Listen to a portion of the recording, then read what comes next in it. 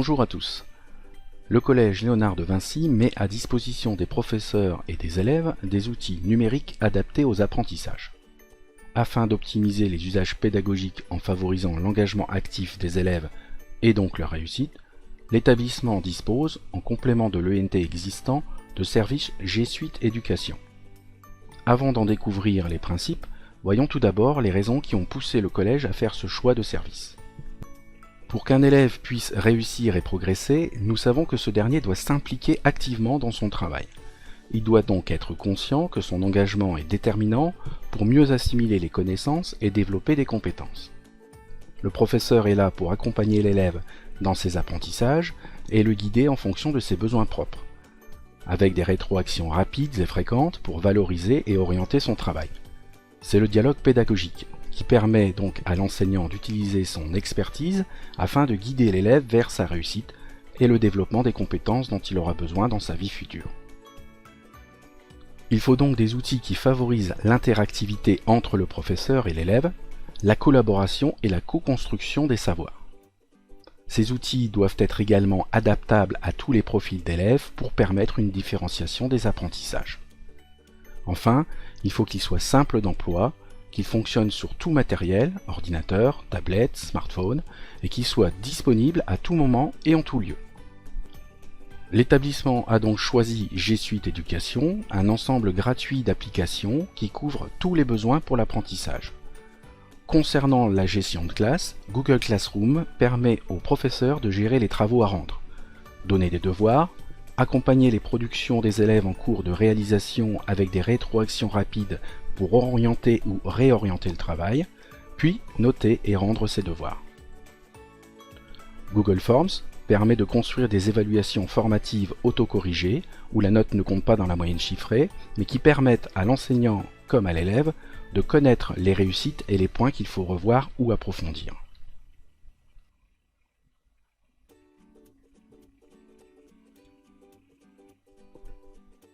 Concernant les outils collaboratifs, support des travaux à faire, on trouve un traitement de texte, un tableur, un logiciel de présentation, un logiciel de dessin, un espace de stockage pour les documents produits et un espace de discussion. À propos de la communication, on trouve des outils de messagerie comme Gmail, un annuaire des utilisateurs, un outil de création de site internet ou collaboratif. Enfin, du côté de la gestion de tâches, un agenda et un bloc-notes collaboratif sont proposés. Même si la plupart de ces outils sont disponibles dans les produits Google grand public, il y a des différences notables avec la version éducation. Tout d'abord, l'espace de stockage est illimité, alors que la version grand public est limitée à 15 Go. Cette version est exempte de publicité dans les services principaux, seuls ces derniers d'ailleurs ont été activés par l'établissement. Nous avons une disponibilité des services qui est garantie à presque 100%, et enfin, nous avons la possibilité de gérer une flotte d'appareils mobiles, ce qui est intéressant avec le développement prochain du Wi-Fi et l'accès au très haut débit dans les classes dans les années qui viennent.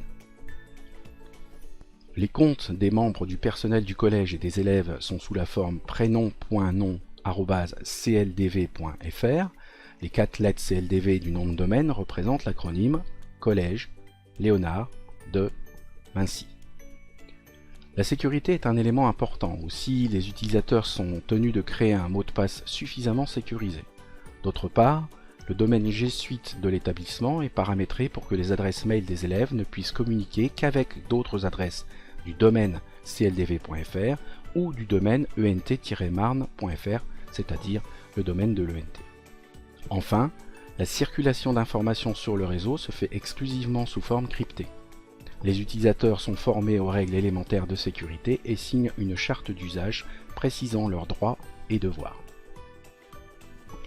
Concernant l'aspect juridique, l'établissement a pris toutes les dispositions nécessaires pour respecter la législation en vigueur à propos de la protection des données personnelles, notamment en effectuant une déclaration à la CNIL, c'est-à-dire la Commission nationale de l'informatique et des libertés.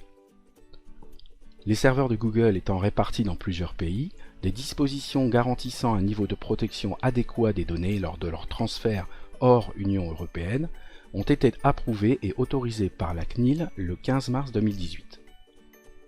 De plus, concernant ce type de transfert, des clauses contractuelles type de la Commission européenne ont été signées par le chef d'établissement lors de la mise en œuvre des services G Suite, ceci en conformité avec les dispositions du RGPD, le Règlement général de protection des données au niveau européen, qui est entré en vigueur le 25 mai 2018.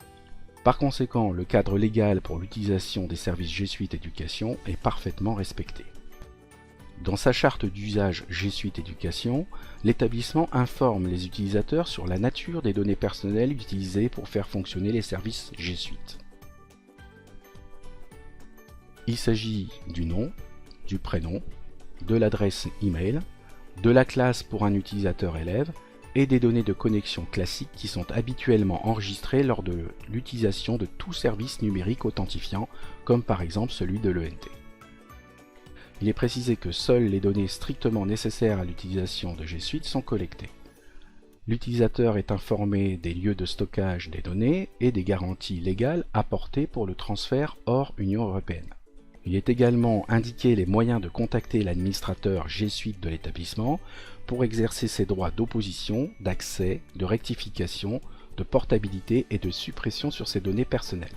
De même, la durée de conservation des données est précisée. Enfin, les modalités de récupération des données en vertu du droit de portabilité sont également indiquées. Concernant les droits et devoirs dans l'utilisation de G Suite, sont précisés les engagements de l'établissement, puis les engagements de l'utilisateur. La charte se conclut par la signature nominative de l'utilisateur qui l'engage à en respecter les dispositions. En conclusion, ces services, en complément de ceux de l'ENT, ont pour vocation de faciliter le développement des usages pédagogiques au bénéfice des apprentissages avec ces outils collaboratifs qui correspondent parfaitement aux besoins de la communauté éducative du collège. Pour toute question, n'hésitez pas à contacter l'administrateur G Suite de l'établissement dont les coordonnées sont indiquées dans la charte d'usage G Suite.